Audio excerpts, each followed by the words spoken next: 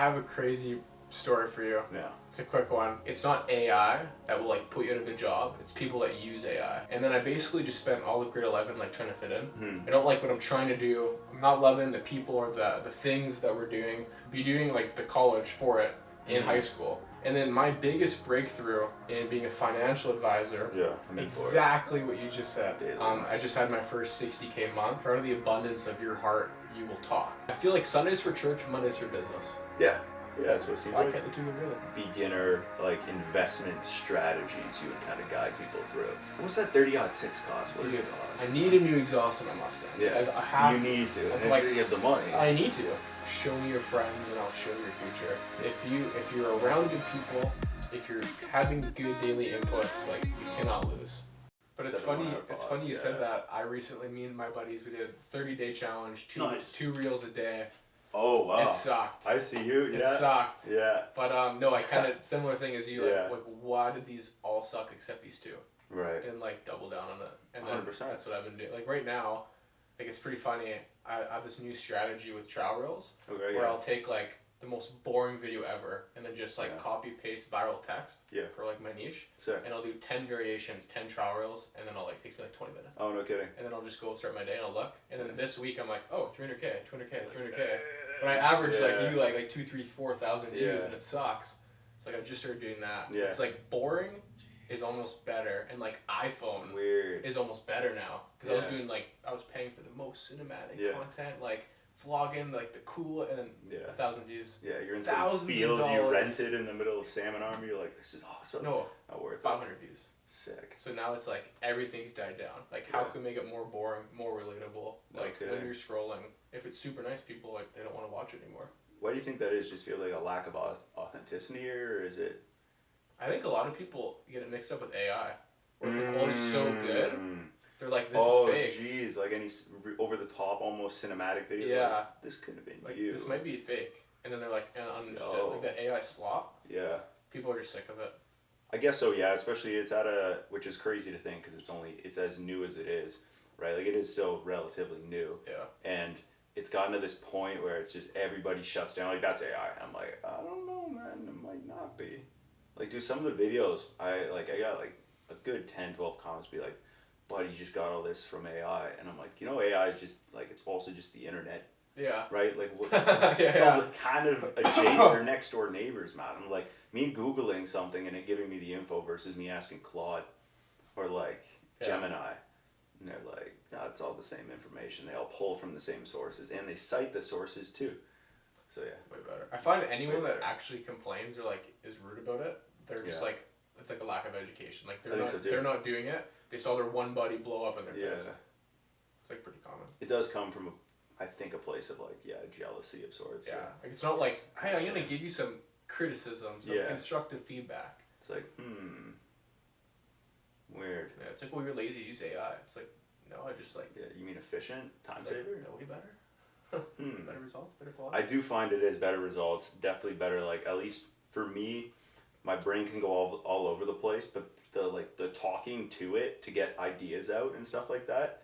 And dude, you mentioned Dan like before, but what I did was because I went down like a rabbit hole of like AI videos on YouTube one night. Ladies working late, just like in front of my TV out there, just like watching all of them. And one of his came up where there was a prompt that was like, you want to learn about yourself, ask like this prompt. That was basically just like to discover yourselves, like what things based on what you know from these conversations we've had that you think I'm lacking in. And it's basically just like take a psychological approach to like analyze myself. It's freaky, bro. It's freaky. So my best friend Optin, he works for Dan. Oh, cool. He's like number 5, let's say.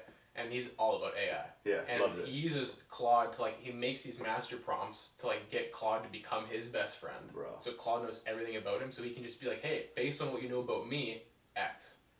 It's insane. Oh my goodness. So I just started doing that for the first time. The master prompt, that's something I've started to like, wrap my head around understanding to like use it and try to understand how to feed it into, at least for me, it'll be construction. Like, how can I use this here? And like, how do I do it to create pitch decks for certain things or to do takeoffs in different programs? Like, just like, basically just a list of quantity of like how many 4x8 sheets of drywall do we need on this floor? like stuff like that. Instead of me going in counting, it's like this is the square footage, this is the size of the sheet, this is how many we need. Go. Done. Yeah, instead of me going 1, 2, no, I'm just punching it in, right? So. Is it normally pretty accurate? Like, I'm assuming you fact check it just to see. Always, yeah. The whole idea is like I don't want that of. I would expect somebody else to fact check it, and I don't want to give the wrong information, right? So I've just found going in, fact checking it. I'll go in like Claude, I'll get all my info, and then I'll take it to Gemini. I'll spend some time Googling it. I set a timer, bro, and I just go 30 minutes. Start to like, at the end of the 30, I need to be ready to record. Right? So it's like I send it to myself, I'll put it out in a print, I'll like read it out loud, so it's, oh, that doesn't sound like me at all. Make some adjustments, make it sound like, because it is me. I speak differently than the machine. Weird. Yeah. And then, once I do all that, then plug it in and I hit record and go. Good to go. Have you seen Cooper, I forget his last name, he used to work for Dan, he lives in Kelowna. Okay. He's like the AI guy. He always does his videos where the mic is attached to a funny object, like a banana or something. It's really Weird. You've probably seen it. But he went from 1,000 followers to 80,000 in like 2 months. Good for him. Like crazy. But that's like he's all about the AI stuff. And like he's like ask Claude to ask you an hour worth of questions to get to know you. Bro. Like for the master prompt stuff. Like that's what I recently I asked Claude, I'm like, hey, what is every single thing you'd have to know about me, my values, my hobbies, my interests, to know me like a best friend, and then give me advice on X topic. That's scary. Dude, it's scary. Yeah. But it's pretty cool though. Yeah, I'm a bit like, I'm excited, but also like, oh. Yeah, I know. Shit. Yeah, that'd be It's like if you and Siri were like bros. I don't know why we trust Siri, we let them in our house and stuff, but then with AI we're a bit more like share all with, but I don't know, I think it's because we feel we're in control, whereas like sometimes it might pick up certain things. Have you seen those like watches though that like listen to conversations you're having? I've seen the necklace. Yeah. I had a buddy with the watch and it like pulls and it transcribes out. Yeah, so I think that's really cool. Might look into that one day, we'll see. Probably not. I heard someone was telling me about it's not AI that will like put you out of a job. It's people that use AI. So it's like how can you be like efficient and like giving it the master prompt to know you very well. It's like kind of uncomfortable. But if you can outdo like the next 10 guys in your niche because they're not doing that, like there's value there. That is true. Yeah. I do think that's a good way of looking at it. Also, innovation, man. Like there are people that I know that are. Like, I'm sure you see this too, like, I'll try to get people that are, like, in their 50s on the job site that are, like, so good at, like, let's say, installing air conditioning units. They're so efficient. They got only the right tools on their person, and they're so efficient at it. And you know that if they just made an account and filmed it, even just pay a guy to follow you and do all the editing, you'll blow up. You make a lot more money on the side doing all that stuff, but they just don't have the brain, like, openness to understand what that's like, or like just see it out, right? Which I think is really crazy. But it is that disconnect, like you're saying. I think people just don't like change, especially like older people. It's like, why would I want to change? Why would I want to learn a new skill? It's scary, bro. It's scary. But no, some of those old guys that they just know like everything. Dude, like you see 18-year-olds that spend 2 hours on a subject and they'll launch a course and they'll just brand it like crazy. And they do well. And they blow up. Yeah. So it's like imagine the people that actually knew what they were doing. Dude, it'd be crazy. Mental. So, I'm really grateful you're here, bro. It's been nice to meet you. You want to dive into it now? We've kind of started. We want to start from the beginning. So, to give people a bit of context about yourself, Ty, kind of walk us through what your journey was like transitioning out of high school into kind of where we are now, and then we'll go around full circle through it. Cool. Yeah, man. Yeah, so I moved around quite a bit. I lived in BC, I lived in Alberta, I lived in Ontario, I lived in Haiti. It's another story. Some crazy places, but so I recently moved to Kelowna, and then it was day 1, grade 11. So that's like high school starts. Yeah. And I was like, didn't really know anyone, like first day of school, so naturally I was like, hey, basketball, volleyball, let's play that. And then working out, let's just go to the gym, meet people. And then I basically just spent all of grade 11 like trying to fit in, which is like super fun when you don't know anyone. Love it. Love it. And then grade 12, I kind of, like day 1 of grade 12, I kind of had that moment where a lot of people have, where it's like, what do I want to actually do with my life? Right. Like I'm tired of going out, going to these parties, playing sports to meet people that I don't even like. Yeah. Like just all these things that like, that just high school tells us we should do. And I just didn't like it. I didn't really like the people I was around too much. Yeah. I didn't like the functions. And I was talking to my dad, and he was saying that I should pursue financial advising. Mm-hmm. And like he was like, Ty, if you can walk into a room and make a friend, you can do this job. Mm. It's basically sales and relational. For and sure. like I'm a C+ student, like through and through. Yeah. Like I studied hard for a 70 in math. Dude, yeah. Like hard. Yeah, you're like, I think I did pretty good. No. Like, oh no. No, and I had friends that would be drunk and then get an A. Crazy. But so grade 12 really hit it for me where I'm like, I don't like who I am. Mm-hmm. I don't like what I'm trying to do. I'm not loving the people or the things that we're doing. So I was like, okay, like lock-in moment. Yeah. So I started the second I turned 18, because you had to be 18 to enroll in the courses. Mm-hmm. I enrolled in to become a financial advisor. Nice. So that's mutual funds and then life insurance. Yep. So I started the online courses. I was doing that full time, and then I was doing high school full time. Yeah. And I was unloading trucks at Canadian Tire for the 5 a.m. shift. So I was like, you start at 5 and you go till like 3, and then you just have 2 U-Hauls a day. Nice. And I was also working at Supplement World part time. Right on. So I kind of just like canceled out high school, canceled out friends, Mm-hmm. canceled out like all that like Just work. extra stuff, sports. Kind of just Yeah. like put it all on pause. And I'm like, okay, I'm broke. I need to fix that. I'm not educated. I need to fix that. And then like I have bad habits. I need to fix that. Sure. So it was like gym every day, and then I would be doing like the college for it in Mhm. high school. Oh, I was wow. doing my financial advisory like test in grade 12, like in high school, No way. which is funny, and like just trying to get Dude. trying to get it done.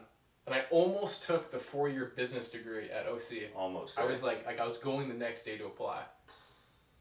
So I still would have been in it right now. Yeah, no kidding. Yeah, You're 'cause- 21 21. and 22. 21. One. So Yes. 3 years after high school. You're, end of December is your birthday, yeah? Yeah, that's 17th. Sick. But Cool. yeah. So high school was like pretty boring. Mhm. I worked 2 jobs, and then I did college, and then I did my courses. That's kind of a life hack, though. It kind of was. I was also posting fitness content at the time. Yeah. I was obsessed with the gym. Like I had a Yeah. personal trainer. My goal was I wanted to hit 315 on bench before I grad. Did you? Oh, I did. Yeah, damn right. Let's go. Best day ever. Sick. It was awesome. Sick. No, it was fun. It Yeah. was fun. But yeah, I kind of just hit like the personal development, like lock in grind, like at a really young age. Yeah. Which like, I don't know what clicked, but I was just tired of like being tired, Yeah. I guess. You don't have one example you can pull from that just like switched it for you? Well, I remember sitting with my parents, like getting ready to enroll in college. Yeah. And I'm like, I don't want to do this. I don't want to pay for this. It's how much a year? Yeah. To learn from people Yeah. about business that don't have businesses. Like it just did not make sense. Yeah, it didn't compute. Like I'm gonna put my life on pause for 4 years Mhm.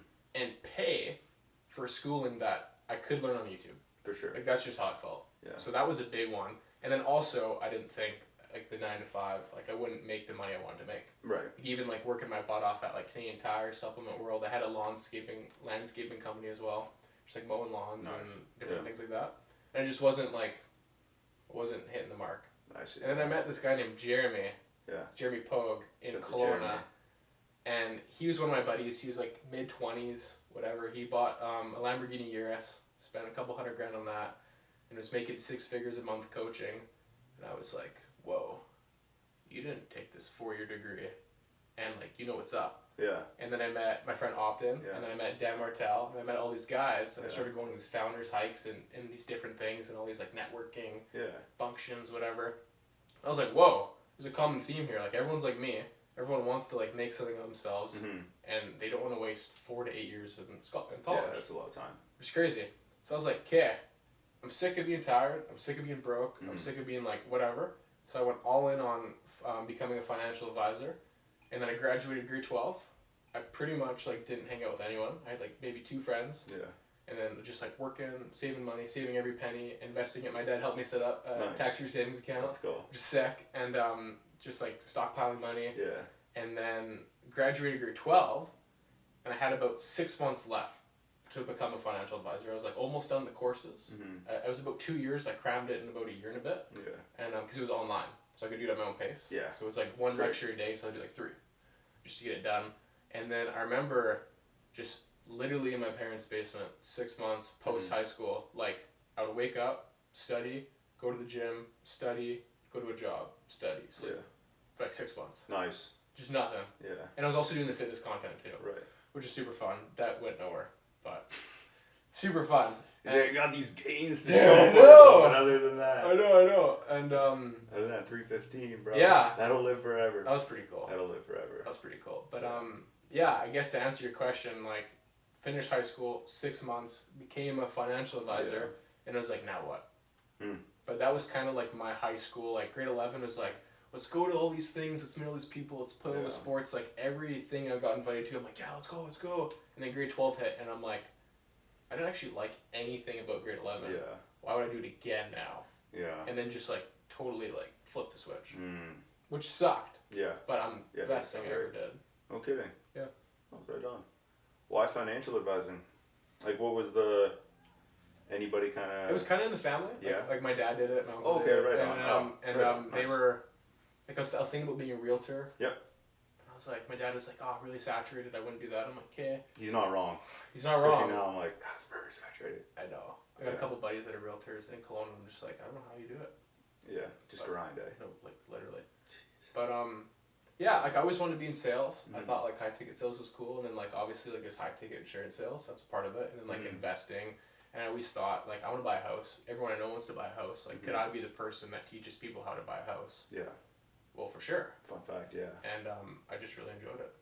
Nice. Yeah. It was fun. Like, my job was to go, like, my dad would always say, go put butts in seats. Butts and seats. Just book, I would be the setter for myself, and then the closer for myself, and then, like, the whatever manager for myself.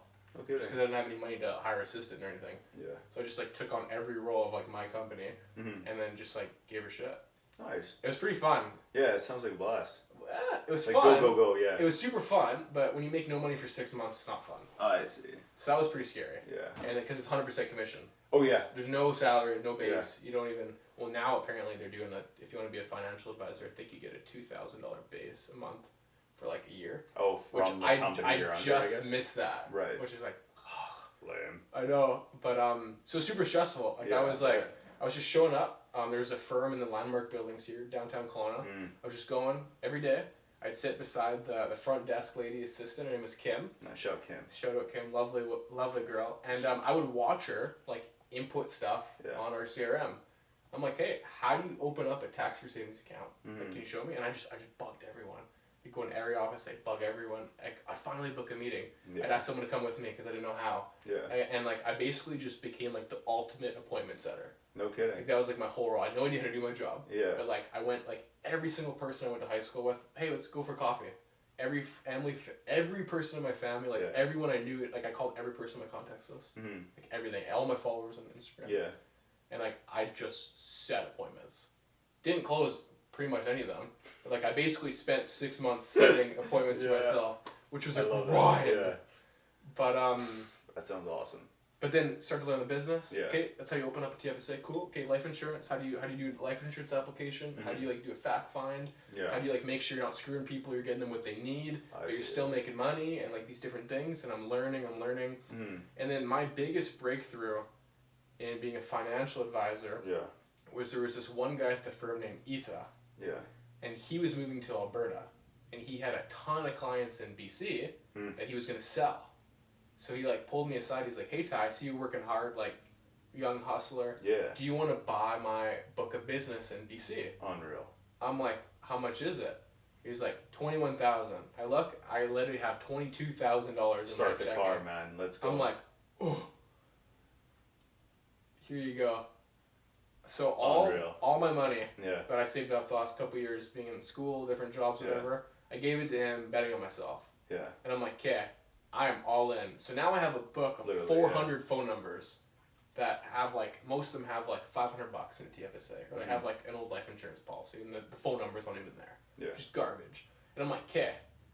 So I set appointments for everyone I knew, and now I have like the masterpiece of like, I'm going to call every single person on here 50 times and make millions of dollars. It's going to be amazing because I have the sauce now. Yeah. I can book unlimited appointments. It's not like that. It was not. So I spent basically 5 months, 3 hours a night in the evening after work, because I tried calling during the day and no one would pick up. Yeah. So I'd work all day, try to learn the business, learn systems, and then I'd cold call and set next week's appointments. Nice. So that was about, I'd say, between 4 and 6 month period. Totally right on. Making no money, Okay, no, that's a lie. So that book generated me about $1,000 a month. Oh, nice. From recurring. Okay, so right. I'm like, I can't, like, I can barely feed myself, but Yeah. like, score. Yeah. So I was like, okay, progress. And then I just kept going, kept chugging, and then booked. Hey, I booked 5 meetings this week. Hey, and then I was booking 20 meetings a week, like just grinding the phone. Hey, this is Trusz calling from Canada Life. How's it going? Ty, huh? Yeah, just I saw you got this life insurance policy. Like, it's been 3 years. We should probably like your information. Yeah, every time. Hey, this is.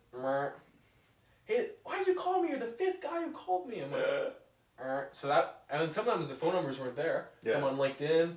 I'm on Safari trying to find these people's, Yeah. like, I have their last name. I'm like, what if I just search it? Just grinding. Yeah.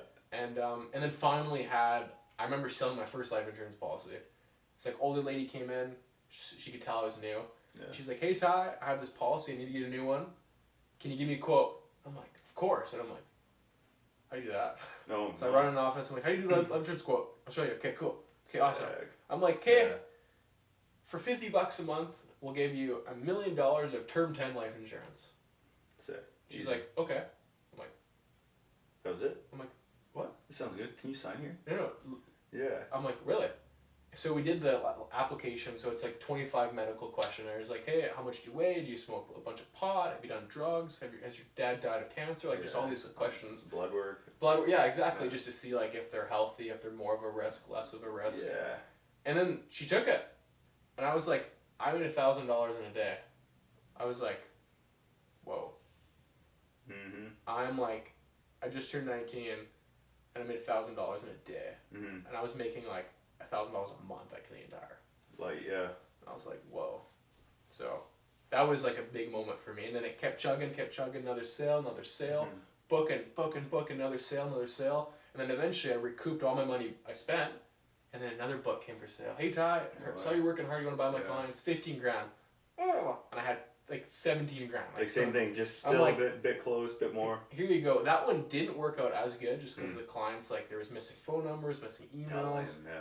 It was terrible, but eventually recouped all the money, and then I'm like a year and a bit in. Mm-hmm. And I'm like, okay, I'm making, say, like $2,500 a month, grinding, gym every day, slowly doing less fitness content and just like learning the craft. Nice.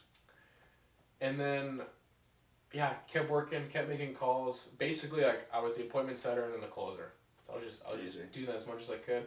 And then I had a couple buddies. They're like, hey, Ty, like, you kind of know your stuff. Like, do you want to invest my money? I'm like, whoa, I'd love to. Yeah. So 20 grand here, 50 grand there, 100 grand there. I'm like, okay. I'm going back to the old people I called from high school and all these people. Hey, you got 10 grand in TFSA? Like, I got this really good fund. It's working for me. It might work for you. Like, we'll do it for free. Yeah. Okay, Ty. Yeah. And then I'm like, it's working. Okay, cool. And then my buddies, their parents were like, you're making better returns than me and my financial advisor from TD Bank. Yep. The parents start coming in, 200 grand, 300 grand, they 500 got the real grand. money. Yeah, they have their the kids money. don't have. They got this thing called RSPs. Yeah, so they've been milking. They've been 60 milking. pensions, all those things. Which is incredible. Yeah. And I'm like, no way. So I kept doing that. Another book of business comes for sale.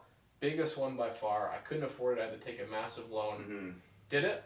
And then just like started crushing sales. Yeah. Started booking less appointments, higher quality leads. Mm-hmm. Started running ads. I got this really cool thing called referral. Okay, You might have heard of it. Crazy game changer for me. Yeah. And then kept going, kept chugging. And then, had my best month that year was like $6,000. Nice. I'm like, let's go. Yeah. And then I've been basically doing the same thing, like couple different sources to get clients, like big through Instagram. I started posting a couple times a day, getting people in my DMs like, hey Ty, can we book a call? And then I'm booking meetings now, not from my cold calls, but from the DMs. I'm like, interesting. And then friends, family, their parents, referrals, new books of business. Man, that word of mouth and then I think when it comes to the clients and people seeing what you're doing, they're like, oh, we'll sell you this book. Like, I see the ambition, you're going to do right by them. Totally. Why wouldn't we? Totally. And those people, they want to retire and never think of it again. And they don't want some bum advisor who's going to just like sit there and collect the... Yeah, so that was pretty cool. That was a little bit of a rant. But that was awesome. And then obviously that grew into today where Like we're signing clients daily. Nice. I just had my first 60K month. No way. Which was incredible. Wow, yeah. And then just a bunch of things hit. I just had 3 Instagram videos this week hit over 200,000 views. Oh wow, nice. Bunch of leads. Yeah. And then another books of business for sale. I'm doing more stuff in Edmonton in Ontario opposed to just BC. And, how is that? You just have you have the clients there. Yeah, so I'm just like booking flights, figuring it out, doing lots of Zoom calls. Where in Ontario? Well, I lived in a town called Cochrane, which is way up north. I know so exactly we had some friends from there near Timmins. Yeah, I'm from Sudbury. Oh, no way. Yeah. Have you seen Shorzy? Of course I've seen Shorzy. Yeah, dude. Funniest show. Like a handful of friends of mine are just in it. That's crazy. Yeah, makes no sense. Funniest show I've ever seen. Dude, it's so good. I miss Letterkenny. Like I'm really into like the short quib one-liners. Yeah. And that's basically all the shows I watch. I love the hockey parts. It's but cool, the other parts, I didn't really like the other characters. Like I was fast forwarding to the Shorzy. Oh yeah, past the hockey players. Like hockey players are always the best. That's the only thing I want to watch. Best, yeah. Like the people on the farm are like the. Skids, I didn't think it was too. Anyway, wonderful. I'm with you though. Yeah. Yeah. Up north. So funny, and then and then I'm getting more like opportunities to speak. Yeah. Like I had like Dan Martel, I spoke at his company last month, and I gave like a free webinar on finance. Okay, if I were you, I would do this. Here's some basic tax planning, some basic, and I'm like, that was cool. A couple clients. Okay, cool, and then a big one for me was finding centers of influence. Just finding like my friend Optin. He worked at Martel Media. Awesome. Okay, well he knows everyone there. So like if I can do a really good job with him, use him, get testimonials. Well, he spread the word. Referral game. Huge. So I basically planted a couple of those, and they're amazing friends. So they were super good about it. For sure. And then that just started bringing in tons of business. Yeah, I bet. No kidding. And it was a combination of like referrals, and then these centers of influences, and then buying the books, cold calling, Instagram DMs, and then running ads. That was a new one, which was very effective. And then just getting to speak on stages. Like this is brand new to me. Yeah. And it's incredible. Yeah, no kidding. So that's the story. That's the bit. That's the bit, yeah. I like it. So there's a couple of things I want to take away with that. First thing, so with going from like the 2,000, 6,000, 60,000 other months, what do you think that all like the success or like specifically the monetary success has to like what fueled that? Like what do you think is the main reason for that success? Do you think it's just a consistent ambition, constant work, or just like it sounds like you rush to get yourself into a difficult situation to work your way out of it. Like that's what it seems. So I felt great question.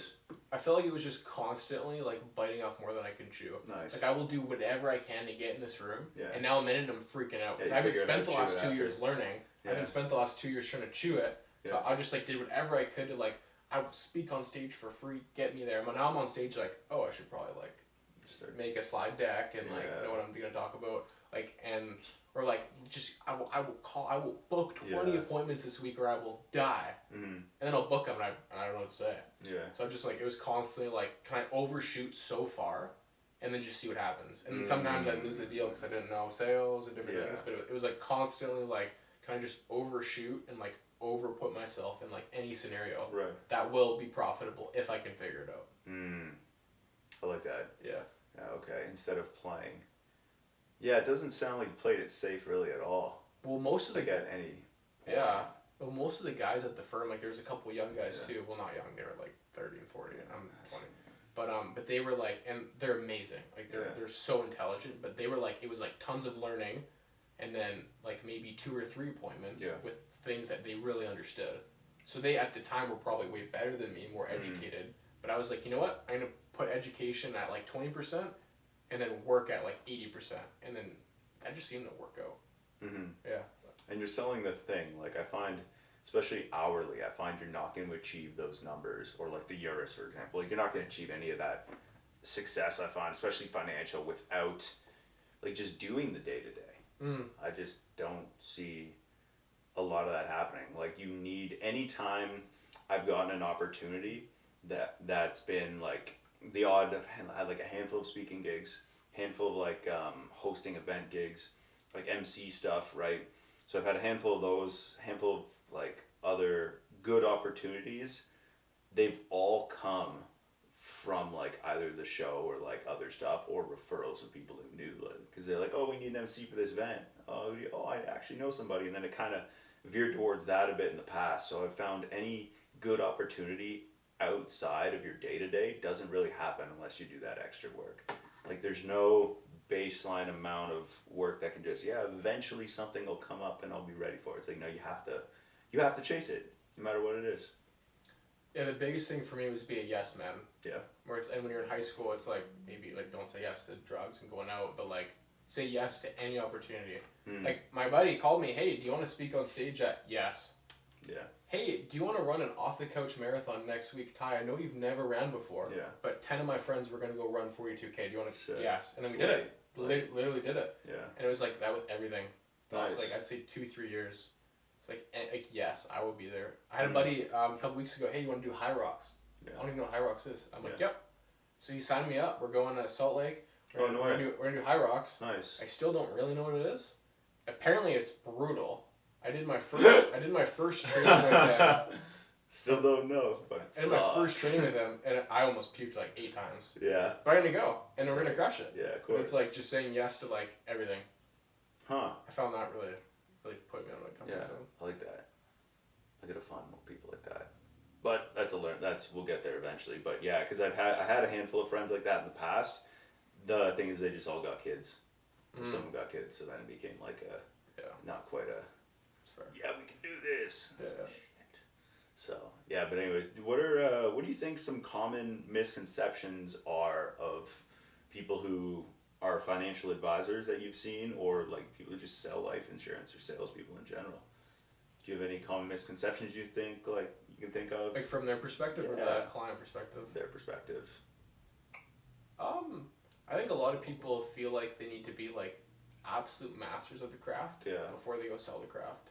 And I took the opposite approach, where I was like, you know what, I'm going to figure it out, I'm going to run and gun it, and I'm going to eventually learn it, but like, let me get some proof of concept. Where like a lot of people, it's like lots of education, lots of courses. Like I have some friends that are in the same industry as me, they're going back to school for like 2 years to get a couple letters behind their name, which is great credibility, but if you have no clients and you can't sell, who cares? Facts. That's how I felt.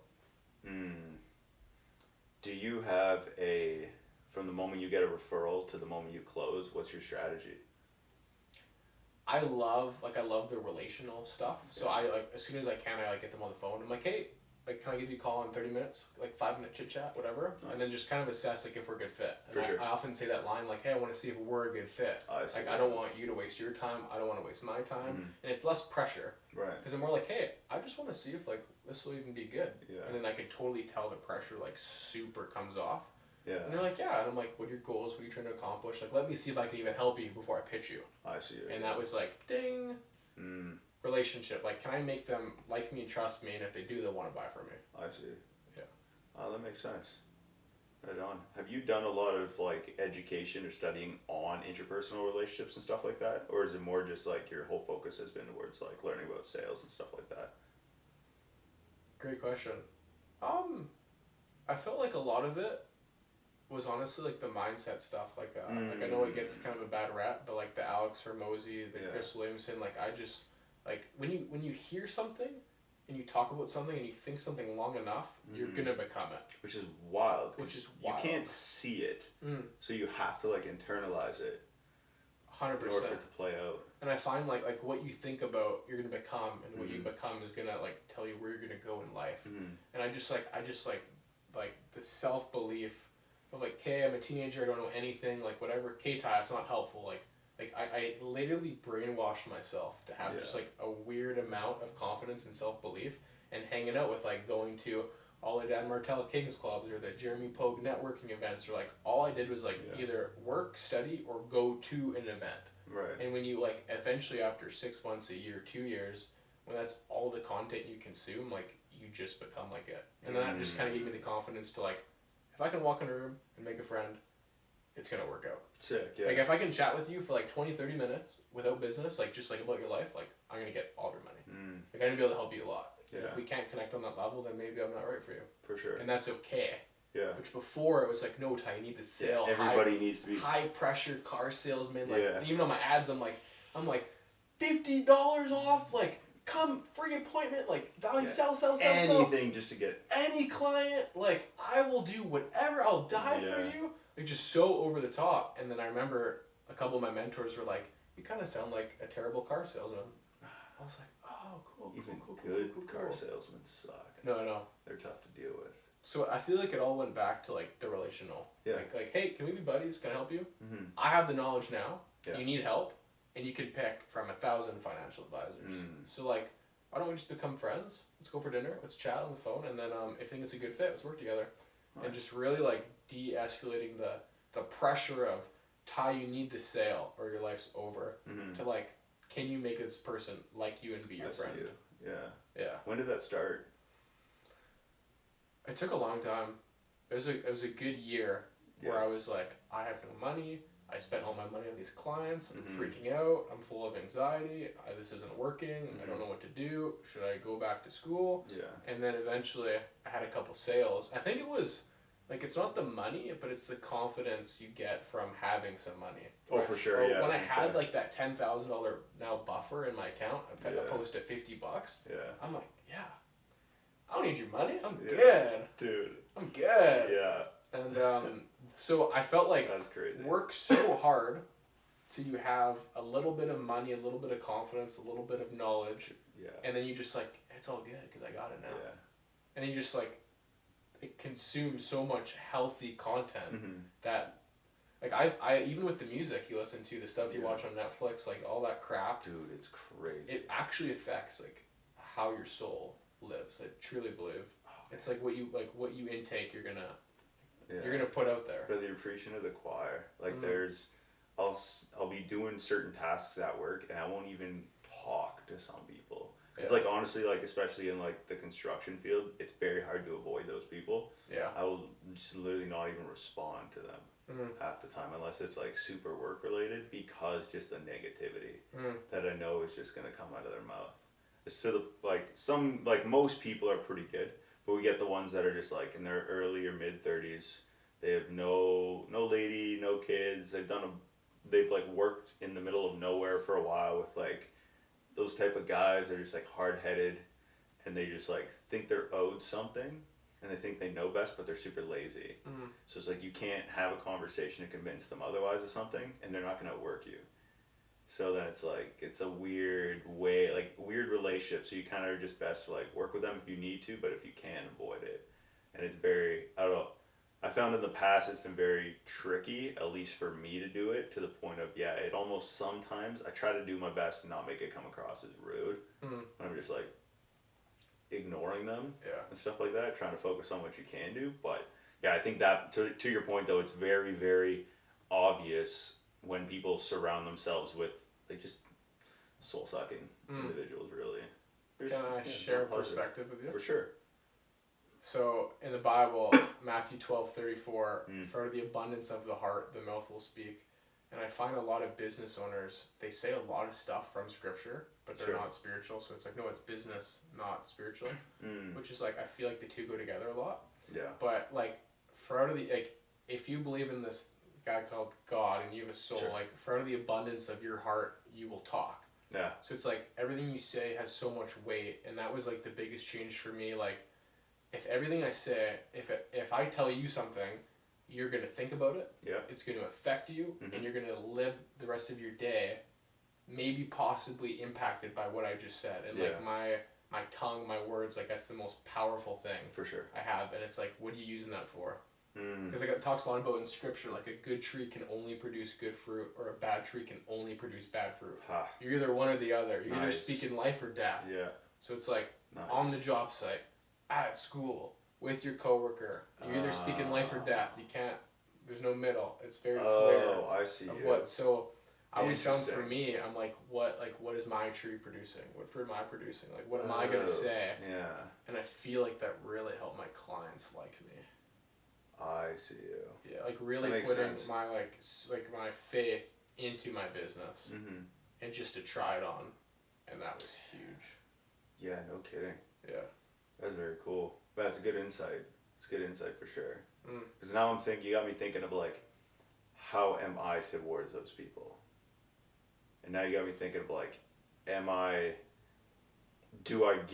what do I give off in my like dismissal? Yeah. right? Or like personal dismissal, because work related is usually pretty good, but personal dismissal, like, hey, how's your weekend? It's like, good. Yours? It's like, what is that giving off, right? Yeah. And it's like as small as it might be. Huh. Interesting. Yeah, I got to think on that. Appreciate the perspective. Yeah, because one of my mentors shared with me, it's like spiritual or not, like a lot of people are these trees, and we're trying to grow into, you start a business, your tree gets a bit bigger, you graduate high school, you get a wife, you have kids, like you're growing into this big tree, and you have these big branches producing fruit of some sort. So it's like, if what you say is the fruit, well, like that fruit is going to your family, your kids, your spouse, your coworkers, like all of it. It's all kind of in your business, everything. So I found for me, I was like, hey, what am I planting? I see, yeah. Like, what am I, because like you're either speaking life or death. So it's like, what am I planting? And everyone loves the middle. Everyone loves the gray. Like people hate black and white. Like the gray is awesome. Being lukewarm is awesome. Being in the middle of, I'm not gonna have an opinion. Like conservative, liberal, I'm just gonna float in the middle. Like that's 2026. Like that's our motto. Yeah. It's like I don't want to offend you, so I'm not gonna have an opinion. But it's like I think it's the worst place to be. Yeah, it's crazy. Yeah. It's like, no, love it or hate it. This decision, this opinion, stand on it. Right? Instead of just, just like kind of disagreeable, but don't really have something to stand on. Yeah. Yeah, that is 2026, eh?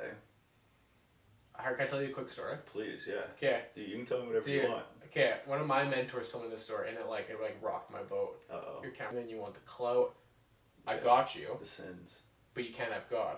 And he's like, okay, it's not, yeah. And he's talking to God, and he's like, God, like, man, I like Satan. He has these things I really like, but like your love, like everything, but you made me, like you're my heavenly Father. Like I don't know what to do. And he's freaking out. He's going back and forth, trying to figure out what to do because he's stuck in the middle, no opinion, no side, and he's trying to figure out like what side to pick. And after a couple of minutes, he's sitting there, and then he starts laughing at both of them and kind of scoffing at him. And he's like, I don't have to choose. I can stay in the middle, and I can have both. I can have a little bit of Satan, some sins. I can have a little bit of God. Yeah. I'm going to have no opinion, no team, no side. I'm going to sit in the middle on the fence. And he's laughing. He's like, he starts dancing. He's got it figured out, right? This massive open sunny field goes pitch black, and out comes Satan, and he grabs him. And Joe's like, no, I didn't choose you. I chose the fence. And you know what the devil says to him? I own the fence. Not making a choice is a choice. Dude. That's heavy. That's good. I like that. Not making a choice is a choice. Being in limbo is a choice. Not having opinions. Like if you don't stand for anything, you'll fall for everything. Mm-hmm. And I like that. That's like, it's not from the Bible, but it's a story. And it's definitely like a lot of like very, like I find like being lukewarm, being in the middle, not picking a team, not standing for hard things, not putting yourself out there. That's like the worst choice you can make. And as like Canadians, I find we take a lot of comfort in that. I think so too. And but that's a story. Yeah. Nice. I like that. Yeah. That's deep. That's good. I own the fence. Crazy That's visual. Sick. I'll have to find the video for you. Yeah, please. Shout out Bryce Crawford. Yeah, shout out Bryce Crawford. We talked about it. That's sick. I like that a lot. I find lately I've kind of gotten out of, as like my 20s kind of come to an end, I've gotten out of the like trying to please everybody, and I found when I'm able to like talk about the things I enjoy, do the things I enjoy, and not feel as though I have to kind of cater to what everybody hopes I'll be, or like maybe what they would like me to be. I found, because I have done that in the past, I found it be just ultimately so draining to a point where like it gives you a detriment. Like you're like, man, why do I like, what's going on? Like, why do I have anxiety going around these people? Like, what's going on? It's like, because I'm trying to be somebody I'm not to be with them. Right? Or like to hang out with a certain group or individuals, if you will. It's like looking at it going, okay, I'm not this person. That's why I don't enjoy this. But then, and I think a lot of it at like early 20s was like a lot of like a fear of missing out. Was like, oh, I need to be this version of somebody who wants to be around them. But it's like, in actuality, it's like, I don't really want to go and drink and do blow till 2 a.m., 3 a.m., 4 a.m. Like, that's just not really me. So I'm like, but is that the things I have to do to be friends with these people, and then it's like you're kind of like having these conflicting emotions, and then when you get to a point where you're like, for me at the time it was like, I remember just being like stacking like positive wins, like the run the marathon, and then 2 weeks later like won a jiu-jitsu tournament. No way. Yeah, like it was like, congratulations. Thanks, that was sick. This was like a handful of years ago. It was 2023 or 2021, and it was, yeah. So we did that, and I remember like 2 weeks later won, and then like just rode the momentum, and then like just got like raised at work. We were just doing well. Started like meeting newer people, like friends and stuff, and it was like, this is sick. And then it's like got gun license right after. It was just like cool thing after cool thing. I was like, this is sick. And then like whole group of new friends because the gun license and the hunting stuff, and then it was kind of escalated into that of like, oh, now I'm like learning a lot about habitats and ecosystems of nature, and then spending more time outdoors, and I'm like, this whole thing just got to like looking back on it, got to like, oh, now this is the stuff I like, and as people also enjoy those things, and like, oh, these are the people that, okay, this makes more sense. I can like be myself, and we have this mutual love for something, whether that be at the time hunting or like fitness, and then now you can kind of use that to steamroll like just in a positive direction. Like, you know what? I don't think that's a bad thing at all. So I think that part's awesome. I have a crazy story for you. Yeah. It's a quick one. I'm in for it. Exactly what you just said. The most famous violinist in the whole world plays her best song in the subway, and someone gives her $1 bill. That same person plays that same song in the orchestra and makes $5 million in one night. Same person, same ability, wrong room, wrong audience. And it sounds like that's where you were. Yeah. Let's go, dude. Sick. I like that. I like that a lot. I'm big on quotes and stories. Big on them, yeah. Love Same. it. Oh, those are so cool, man. Yeah. Like maybe you had so much value, you're just in the wrong spot. Like maybe you were playing in the subway, and you should have been playing on stage. It's like still good. Yeah. Like maybe you were like the coolest dude ever, but you just needed a gun. Sure. With people with guns. Yeah. And then they see the value. Yeah. Yeah, one of my my dad told me, and he's like very spiritual, and he was saying that if you can tell yourself and like have the mindset of like it's a blessing to be able to spend time with you. That's how you view yourself. Yeah, like genuinely believe it. Like it's actually a blessing that I got to come here and talk to you. Yeah. Like that's a miracle. Well, then you're not going to put up with that BS from your old friends. No. Because they don't see you as a blessing. And you're not going to feel like a blessing. You're not going to feel like the violinist on stage. And you're just going to feel like crap. Whoa. Sick. Sick. I love it, dude. Yeah. Oh, that's awesome.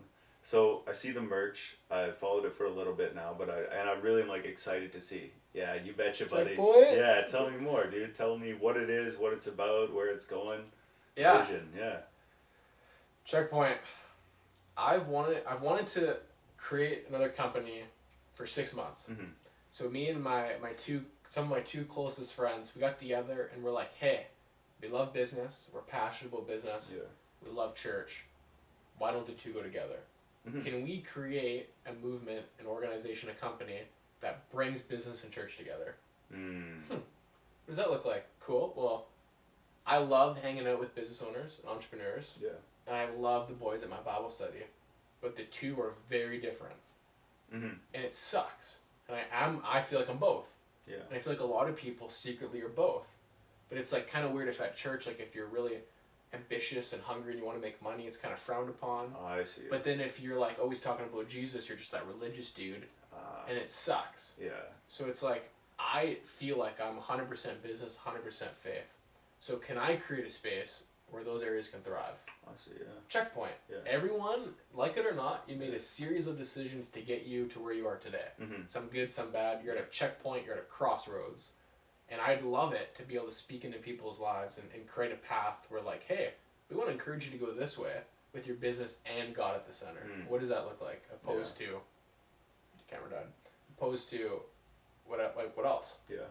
And so we have the clothes. We're building the brand. We're doing the social media, and then on July 17th, we rented out Mercedes-Benz in Kelowna. Yeah. We got a couple pastors, a couple speakers, a couple business owners. It's going to be like a huge event. No way. Nice. So we're selling tickets. There's 150, 200 chairs. We're gonna have sponsors like Supplement World's coming in. They're bringing a bunch of snacks and protein powder and super cool stuff. And like my whole goal with this is to bridge the gap between Christianity and business. Where like if you're ambitious and you love God, you need to be around people that feel the same way about both. Or else you're gonna feel like an outsider your whole life. I felt like it for years. My buddies felt like it for years, and we were like, hey, Checkpoint. Sick. And then it's going to develop into weekly Bible studies, but then also having different courses and coaching for, hey, if you're in this niche and you need help, well, you can actually pay to just skip all the steps and talk to a coach who will personally help you and mentor you to grow your business. Nice. And it's okay to want to make money if you love God. That's okay. Yeah. And we're going to give you the tools and the mentorship to get you there. Huh. I like that. Yeah. I like that. That's smooth. I'm excited. Smooth, yeah. And we're all, and like we all have like I obviously work full time as a financial advisor in my business. My one friend Seth, he does marketing, and my other friend Seth, he works at Mercedes, sells cars. So we're all doing like, we all have full time stuff. Yep. But we were like, imagine we could make Checkpoint big enough where like that could be a full time thing. Yeah. Like, what is that like? What does it look like if we start a Checkpoint podcast and have Checkpoint clothes and maybe buy a Checkpoint warehouse and maybe host weekly Bible studies? Maybe start a basketball league where you can make friends with these people and then have the coaching, have the courses, have the business stuff, which is awesome. And it's like a side thing. We're like, hey, come hang out, make friends, and if you want to grow a business, well, there is an option to pay for it if you want. Right. But you don't have to. Checkpoint. Sweet. Sick. Yeah, I like that a lot. I'm pumped. That's really cool. I'm very excited. How long have you guys been working on it for so far? About a month. Month? Yeah, within 30 days, we built a full website. We designed and ordered and shipped all the clothes. We've posted every day for 2 weeks. Nice. And then we've sold about 30 tickets. And then my friend Seth, he just had coffee with the pastor at Praxis Church. Cool. So he's on board. He's going to be a speaker. Oh, and then my friend nice. Jeremy Pogue, he's going to be a speaker. And then a couple other really cool different pastors, different business coaches, and high level 7-8 figure business owner speakers. Like, it's going to be pretty cool. It's going to be a powerhouse. Yeah, no kidding. And I think we're going to impact a lot of people. I think so too, man. That sounds really cool. When did you say it is? In July? July 17th. I think we're 47 days. Something like that. Something close. It's coming up. Yeah. I basically gave myself 3 months to do this all. Yeah. As like a side thing. Sure. Crazy. And it's all happening. Like we signed all the speakers in like a week. Oh, no kidding. Just reaching out just to like, people I'm you like, had in hey, mind. let's go for coffee. You want to speak at my event? Ty would love to speak at Checkpoint. Sweet. It's been awesome. Yeah. And the clothes are... I've always also wanted to own a clothing brand. Yeah. So I'm like... I feel like most dudes who've done fitness want to own a clothing brand. So I'm like, hey, if I can make like a really cool space, really cool community, host massive events, and have cool clothes, and then launch courses and communities and mentorship, like... And it's about God and business. Yeah. Come on. It's cool that you're able to mix the two. Especially because I don't think there's... And you'll know better than me about this, but it doesn't feel like that's almost been done before. Especially not here. I feel like Sundays for church, Mondays for business. Yeah. Yeah, that's what it seems Why like. can't the two go together? Yeah. Like why not? Like if you're gonna go to church and like okay, I need to speak well, I need to speak life and fruit. Okay, cool. Well, why won't you do that with your clients? Yeah. Like, why not? So, talk to me a bit about kind of the team you've put together for it and your buddies. Like where's like each of your strengths and where's your focus on all that, and like how do you guys kind of complement each other? Yeah, so currently there's 3 of us total. Yeah. Me, Seth, Diego. There might be room for one more. We've had a couple meetings with this one guy. It's pretty exciting. But so me, I'm kind of like, I came up with the idea, kind of like the founder, like big vision, big picture, like we should do this, we should impact this people, these are the values, content, brand, like just like big picture stuff. And then Seth is really great at like the back end stuff, like building the website, running ads, building a ticket system that actually works, selling tickets, all that stuff that I don't like. Claude AI, like he's the AI wizard. Yeah, let him. And I don't know anything about that, so that's awesome. And then Diego, he's like, he sells cars at Mercedes, like really high ticket items, so he's amazing at selling. Yeah. And then he's really great with the clothes, like the design. He's super creative. Nice. And then a lot of like the day-to-day tasks, like Diego's crushing. No way. Nice. And then we all kind of just like, we have these different roles. Like we we shot 5 hours worth of videos a couple days ago, like all three of us with our own different spin on it. After work, we're all done, and it's really coming together. Nice. It's pretty exciting. Yeah, that sounds really cool. Really cool. Yeah, I'm pumped. Have to check it out. It's a brand new idea, too. Yeah. Like, this is like, it sounds super we unique. just whipped this out, and everyone's loved it. Yeah, it sounds like, because I keep thinking of something that's like, reminds me of that, and I can't.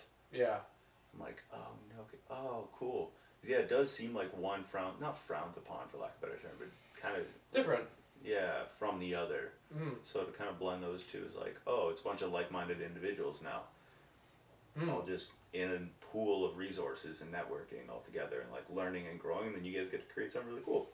And I always loved going to these events, like Dan Martell at King's Club for the young adults, and then Jeremy Pogue at Summit, and then my friend Alex, the Mortgage Pug, he had Evolve, this big event, big speakers, like lots of value, and I loved it, and I'm like, cool, like I'm gonna go to this and go to church on Sunday, like separate, together, checkpoint. Yeah. Sweet. So kind of circling, I guess, adjacent to it, what are some beginner like investment strategies you would kind of guide people through? I know it's kind of like, it's related but unrelated to that, kind of switching back. Yeah, no, great question. I feel like the biggest problem with the younger generation in Canada is we weren't taught financial literature. So a lot of people save a lot of money in their checking account, and they're losing 2-3% a year to inflation. Yeah. So like level 1 basics, do not save money in a checking account because the government takes it and you're slowly losing money due to this inflation thing. It sucks. Yeah. I would open up a tax-free savings account. Any money you put in grows tax-free. You can pull money out tax-free, and there's 0 penalties and there's 0 fees. Yeah. So if you were brand new to investing, you want to start, at least don't lose money to the government, and at least don't pay taxes. Yeah, we lose enough to them. TFSA. Yeah. Put all your money in TFSA. I'd pick an amount, $100, $1,000, $10,000 a month. You can set it up automatically so the money leaves your checking, goes straight into your investment account so you can't see it. That's exactly what I out of sight, out of mind, you can't spend it. Because if I got like 20 grand in my checking, I'm like, we're going for dinner.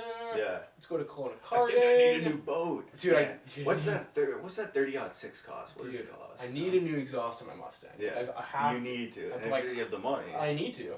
But then if I have $1,000 in my checking, I'm not. Can't afford it. I'm sorry, I can't. It's easy to just not do it too. Totally. Right? But sometimes you're like, let's do it. Like if anyone could take any value from this podcast, I'd like watch that last 30 seconds. TFSA, saving monthly, dollar costing your money into the markets, just pick an amount, save every month, put it in TFSA. You're at level 4 now. Lovely. Amazing. Financial advisor starter kit, do that like right now. Right now.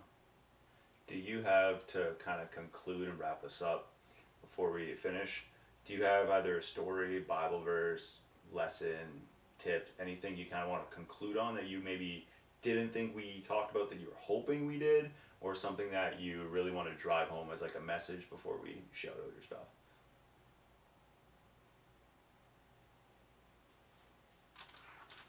I would go back to that super corny quote, show me your friends and I'll show your future. The second I stopped hanging out with the crowd and I picked 1 or 2 people that I love them, they love me, they're better than me, they're more successful than me, they're fitter than me. When you can figure that out, whatever that looks like in your life, you naturally get better. Like I spent the last 6 months, every room I was in, I wanted to be the brokest, the fattest, the least educated, everything. And it's crazy, like when you just start like level stacking, when like if you don't know how to make money, be around money. If you want to be like other people, be around good people. Because like either way, in any conversation, someone's influencing someone at all times, like psychologically. So like in this conversation, you're either influencing me to your opinion, or you're going to like what I'm saying. For sure. All the time this is happening. So if you realize and recognize that, if you're only hanging out with high-level individuals that are very successful, have the same values, very kind, and they're better than you. They're better than you at X. Yeah. Spend time with them. And even if you have to work for it, like, man, I spent like 2 years I went to every single thing, every founder's hike, every Knox hike, every rooftop and networking, whatever. I signed up for every single thing just to see the successful people with the money, because I didn't know how to make money. I wanted to be around money. And now they're some of my closest friends. But it took work. Yeah.